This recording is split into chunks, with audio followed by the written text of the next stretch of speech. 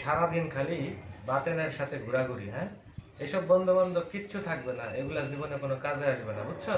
এটা ভুল বুঝতেছেন, ও এরকম না, ও অন্যরকম আব্বা। আমরা খুব বেস্ট ফ্রেন্ড আব্বা। 5-7 বছরের বন্ধুত্ব রে বন্ধুত্ব বলে না। বন্ধু হইলাম আমি আর রমেশ। আমরা দীর্ঘ 50 বছর ধরে আমরা বন্ধু, বুঝছো? এটারে বলে হইলো বন্ধুত্ব, ঠিক আছে?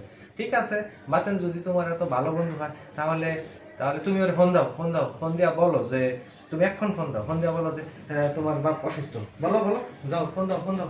আপনি আপনি এটা ভুল বুঝতেছেন, এমন কিছু না। আপনি জোর করেন না আব্বা। আচ্ছা, আমি দিতেছি, ফোন দিতেছি, দাদা। হ্যালো।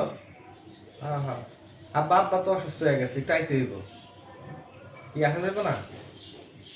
কিছু টাকা দরকার ছিল, কিছু টাকা যদি দেওয়া যাইতো আর কি। টাকাও নাই।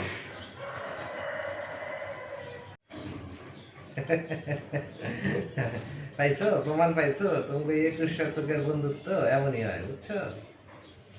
আব্বা আপনি বুঝেন নাই, আমি রমেশ কাকার এই ফোন দিছিলাম, কাকা এগুলা কইছে।